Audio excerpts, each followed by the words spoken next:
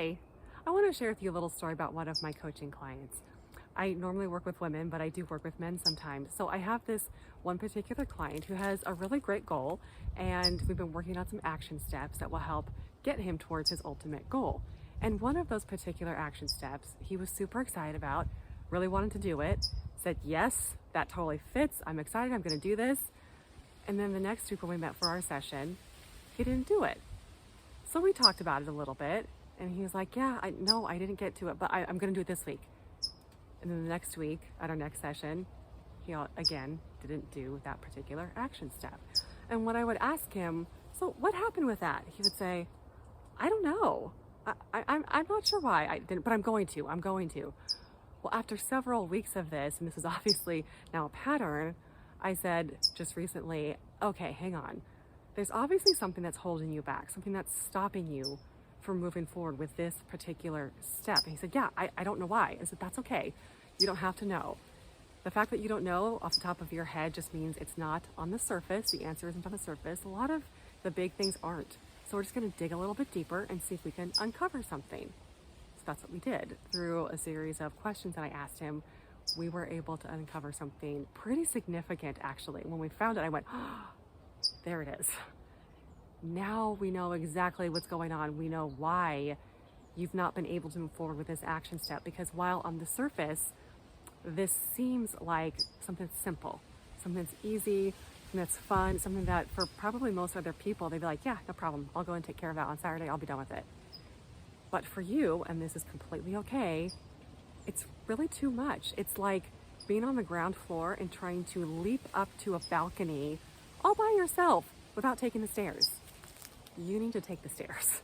We need to chunk this down and make it a lot smaller and simpler, and just one step at a time, one stair at a time, work your way up to what, again, on the surface seems like a simple action step, but it really is it's really too much for you right now. So we're going to make it a lot simpler. We're going to go a lot smaller to build you up to that. And he went, yes. Oh, thank you. That's exactly what it is. I was having trouble really expressing that. I didn't quite understand it, but now that you say it, that's exactly what it is. It was too much. So I didn't feel like I could do anything. I didn't know what to do. So I just stopped. And I was starting to feel like I was failing because every week I wasn't moving forward. So here's the thing, and this is what I told him.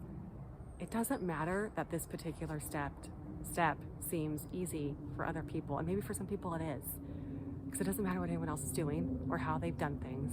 What matters is how you're doing and how you are doing things, because this is your path. You're on your own journey, and your journey is no one's but yours. So it shouldn't look like anyone else's. It doesn't matter if other people are moving faster or slower, because for some things, you're going to be faster than other people. And for some things, you might be a little slower than other people. It really doesn't matter either way. We need to be like racehorses where we have the blinders on so that we can't see what's happening out here. We can focus on our own actions. Because when we have a goal, and you probably have one, because most of us are goal-oriented, we usually have one or two goals at any given time. Some of them could be huge, some could be really small, it doesn't matter. But if you have a goal and you're seeing what other people are doing or what they've done, it can be very easy to say, oh, well, I just need to do it as fast as they did. I need to get there. I need to get across that finish line, so I've got to do this fast, quick as possible, so I can just get there and be done with it. Sometimes that works, but give yourself some grace. Take a breath and ease up on yourself. Don't put that kind of pressure on yourself, because their life is not yours. Your life is not theirs. Your journey is your own. It's okay if your path is slower, if your process is slower than other people. Do what's going to work for you, because what we don't want to happen is for things to become so overwhelming that you don't do anything at all and you back off and essentially give up. In my client's case, that's exactly what was happening. Now, fortunately, he was working with me, so he had someone who was keeping him accountable and working with him and checking in and then digging to figure out what's really happening. But a lot of people don't have that. So when that's not present and things get too overwhelming, then you start to have this doubt creep in and you're feeling like you're not good enough. And then we end up stopping completely, and then we just give up.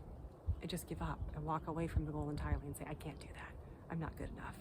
I'm not blank. enough.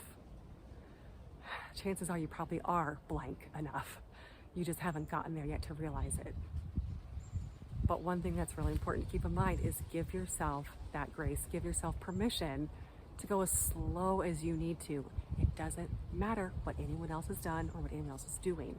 Do what works for you, but keep moving forward. Take pauses, take breaks as needed because that is important, but then get back to it and take your action steps, keep moving yourself forward. What I did with this gentleman is took, again, what seemed on the surface to be something fairly simple, and we broke it down really, really small. So small that he was like, okay, I really know I can do that this time. And he's already emailed me with excitement saying, I'm so excited. I did it yesterday. I did it today. I'm going to keep going. And I was like, yes. Sometimes it's just a matter of finding your own pace, your own rhythm with whatever it is that you're doing. Again, ignoring the chatter out there about anybody else.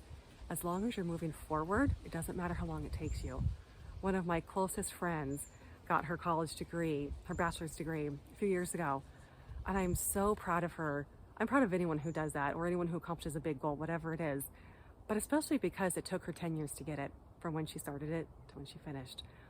She had a lot of roadblocks, a lot of obstacles that came up in her way that had her take pauses. She had to take breaks in between when she could take her classes. But even despite all of that, and she could have easily said, it's not for me, or I'm just not smart enough, I'm not good enough, it's not going to happen. She didn't do that. She didn't let that push her down.